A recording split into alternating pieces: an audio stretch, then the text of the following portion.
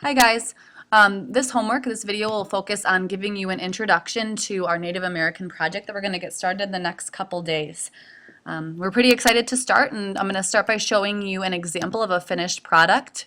This is something that I created on the Blackfoot Native Americans. This tribe kind of extended in the Plateau region and also in the Great Plains. So some of the things that you need to pay attention to is what the information is, and then also kind of the organization. You can say I have photographs, I have clear headings, I have a lot of content that describes in depth different aspects of the tribe. So to start, I have a story that the Blackfoot Native Americans told. I go into detail about the environment that they lived in. I talk about the plants and animals that the Blackfoot Native Americans had access to. I describe clothing that they wore. Not only do I just list the clothing, but I also tell what the clothing is made of or any extra facts associated with that clothing. I talk about the homes that they lived in. These Native Americans lived in teepees, but I didn't just tell you that they lived in teepees. I did extra research that allowed me to go into more detail. I talked about why they would choose this type of home, anything special or interesting about this type of home. I also talked about tools that they used, and this should sound familiar because this is a lot like the activity that we did in our social studies interactive notebooks, where you guys looked at the regions and looked at the different homes, tools, and clothing. However, it's going to look different from that. It will not be the same as the activity we did in class because these are very specific tribes. So, for example, this fire horn and the buckets and the stone bowl that you see on this page right here, these were specifically found in the Blackfoot tribe and no other tribes in the Plateau region. So the real goal is to get you guys to take a magnifying glass and look really closely at one tribe. Still kind of looking at clothing and tools and homes, but very specific to a certain tribe. You can also see I've talked a lot about culture. This is very important. What did they have going on in their everyday life that made it interesting? I talked about games and music and the type of lives they led. I also talk about beliefs. This is their spiritual connection, their ceremonies and what they believed when people died and so forth. So this is what they believed spiritually. And then, of course, I have a bibliography. So that's just a really great example of what we're expecting of you guys. Of course, there are ways for you guys to self-differentiate this project. Of course, I expect everyone to meet my expectations or exceed my expectations. And I know that the majority of students will work and work and work to go above and beyond on this project. The goals are for you to learn about a specific tribe from one of the regions that we learned about. Of course, you're going to be developing your research skills, your paraphrasing skills when you're putting research into your own words, and your presentation skills. Not only giving a presentation, but developing a product using Google Presentation. You'll also, I hope, learn a lot about how important it is to persevere, keep on going, even if it's tough in doing research. Research is a tough thing. You might use all the information that you think you could have used from a book, and then you go online and there's so much information available online. So it is a challenge to do research. But I hope that we come out of this knowing how much hard work it requires. So when you're doing this project, you will have time to do it in school.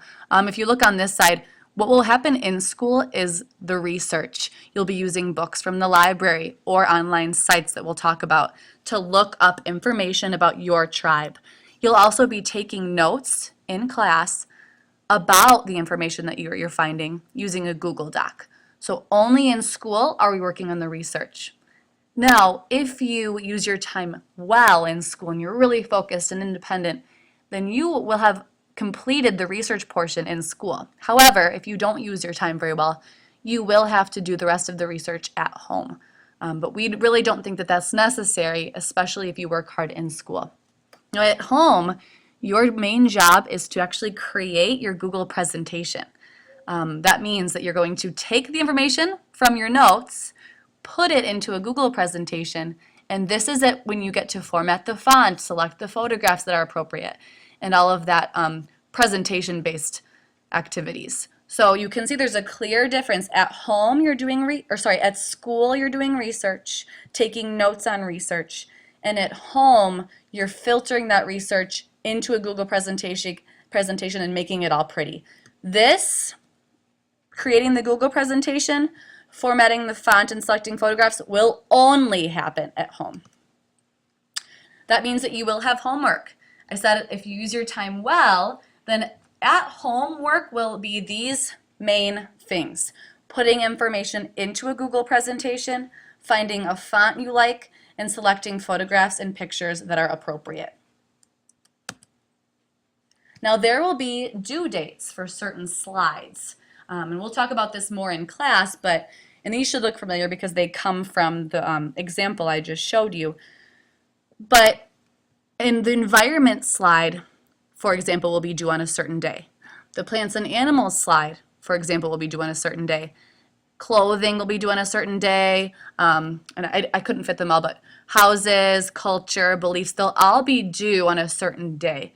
And so that means that you would have had to have the research done for this big idea, and you would have had to transfer it to your Google presentation.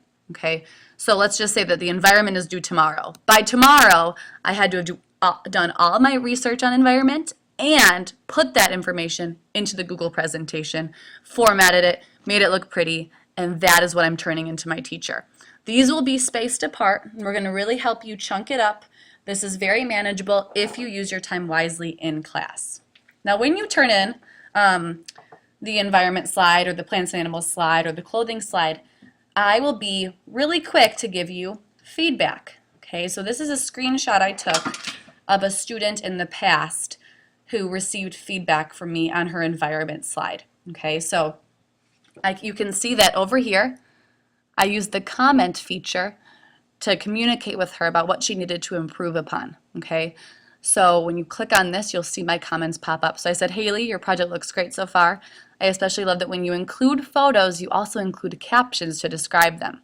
So I'm communicating with you what I like, but also some corrections. So I said, I made some corrections in red on your environment slide. I need you to include modern day state names and describe landforms, bodies of water.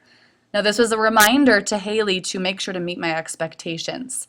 And so at this point, because I've commented, it would be her job to make those changes. Okay, it's really important that you guys know that once one comment's made, I'm not going to continue to remind you to do the same thing.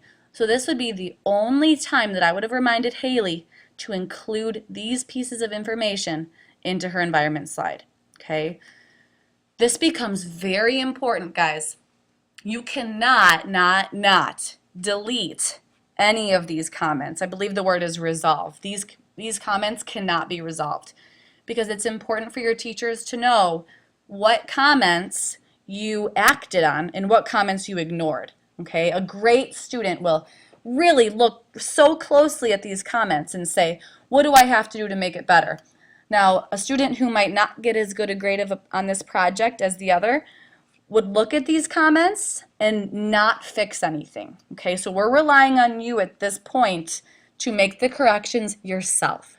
Okay, the feedback will be ongoing. Now here comes a very important part.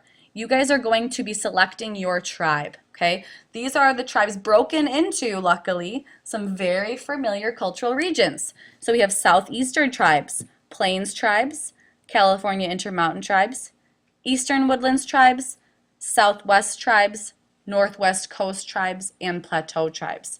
It is important that you guys are giving thought to this. On your note page, it tells you to do a little bit of research on the tribes that you're interested in. If you're finding that it's hard to find information on a tribe, then it's probably a good idea to look around, okay?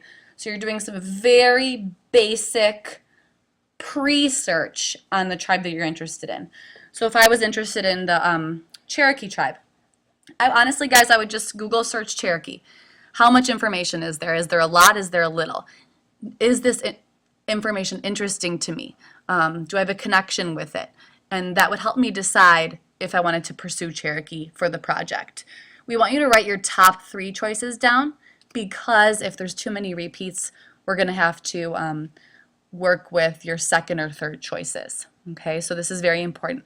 Don't forget to look up on Google your tribe that you're interested in to see if there's enough information. This is very, very important. Now, if you have any questions, you definitely need to write them down on your note sheet, but do keep in mind that this is the first time we're talking about this.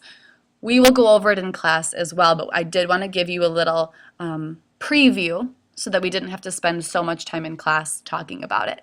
Okay, guys, we'll talk about it tomorrow. Bye.